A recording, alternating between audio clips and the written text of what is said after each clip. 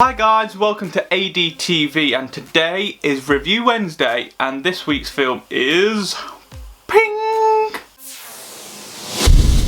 That's right, it's Everest by Bodzok Makor, featuring the likes of Jason Clarke, Jake Brolin, Keira Knightley, Jake Gyllenhaal. The list is endless. It's got some great stars in this film. So what's Everest about?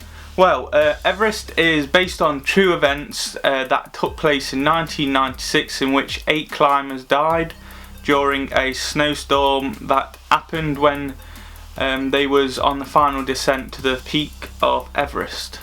Doug Hansen is determined to touch the tip, and he does so, but with deadly costs. Rob Hall has to go back up with him after reaching the tip. He is then on his way back, to which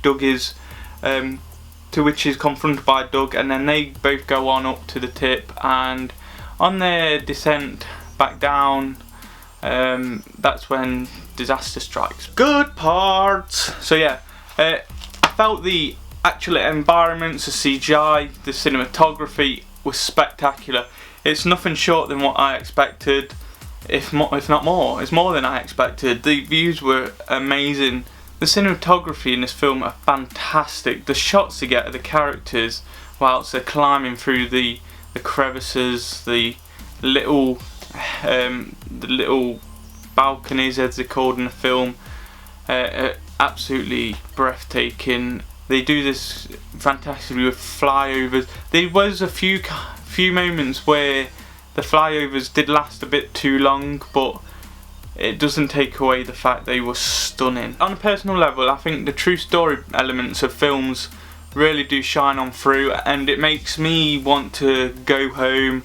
It makes me want to read up on it. It makes me want to watch documentaries on it. And basically, it's like research. I want to research the research that took place for this film, and this film did exactly that. I have non-stop been looking through pictures, through documentaries, just searching about these characters and these real people that were involved in this tragedy, and reading more up on it. I mean, I've never read into an Everest expedition at all in my life until right now. The characters really shone, I believe, in the first segment of the film, in the first act, when you were just introducing the characters and you was coming to know who Rob Hall was, what sort of leader he was, compared to what sort of leader Jake Gyllenhaal's character played. Jason Clarke did a great job in this. He really did shine, I thought, in taking on this character for majority of the film. He did feel like a leader, but I felt it got lost a little bit towards the end. The adventure thrill is, I do love these kind of films. It had the same feel to 127 Hours. It does have the same writers, Simon Beam Foy, who also co-wrote 124 Hours. It does have that kind of survival instinct throughout the whole film, and I felt that almost straight away. Sound is important when creating film, and this film does an astonishing job of this, especially when it's trying to set the scene when Rob Hall, or Jason Clarke, is on his own on the mountain making calls back to his wife. I think that was really strong in the film, and I wouldn't be surprised if a lot of people won't, tear up to that, because I certainly did, my girlfriend certainly did, and I'm sure a majority in the cinema more than likely did, because it was great. It was a great setting. Also, with the snow coming in, the sounds, and just the pure emptiness until this massive storm hits you. The film is reluctant to kind of explore the motives behind the characters and why they wanted to climb the mountains, which I think is where it failed in that aspect. And you didn't really know like the backstories of the characters. You don't really get attached to many of them. You only get attached to the main cast, such as Rob Hall, Scott Fisher, Doug Hansen. You only get attached to them because and Beck, because they're what's driving the story across. That's what it's mainly focused on. You don't really go into the mind of these characters as to why they're going up this mountain. they kind of poke fun at why they're doing it. Oh, it's there.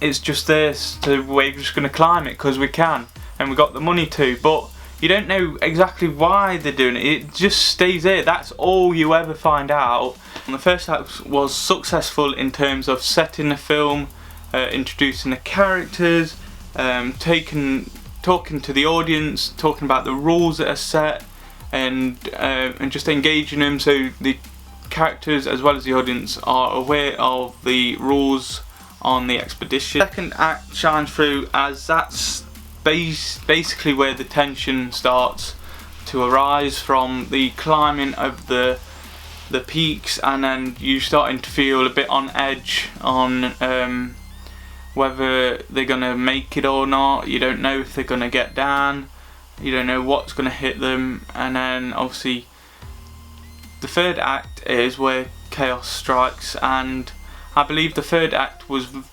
quite rushed. It was very jumpy. It was going from one character to another, so you couldn't really engage with them because it was that quick. But that being said, that could be quite clever because it mirrors the chaos that's actually going on. By jumping from people, it's as though it's making the audience engage with the film. It's making us think chaotically, like what's happening, running around trying to figure out what's going on, which is exactly how they would have felt during the time of the event, the tragedy. And it's really getting the audience involved in that kind of thing, and that's on some levels what I did enjoy. Everest is a truly intimidating watch. I mean, it's a man versus nature. It's like God just going, bam, get off my mountain. And it really does intimidate the audience. I mean, I was like, yeah, not just normal, just watching a film as you do. Then when the event started to unfold, I was captivated. I couldn't take my eyes off it. I was trying to figure out what's going on. And it really did shine through. Like I said, the camera was jumping from area to area, different ridge, different part of the mountain, because obviously they've all scattered, and I was trying to get my head around. I think that was part of the intimidation, that they was trying to make you feel as though you're there, you don't know who to try and save, what to do with anybody, and I felt that came through very, very well. So guys, I hope this review helps you out in any way. If you do fancy going and see it, I would definitely recommend seeing it in IMAX so that you get the full experience, so you can feel as though you're on that mountain, and it will be more immersive for you.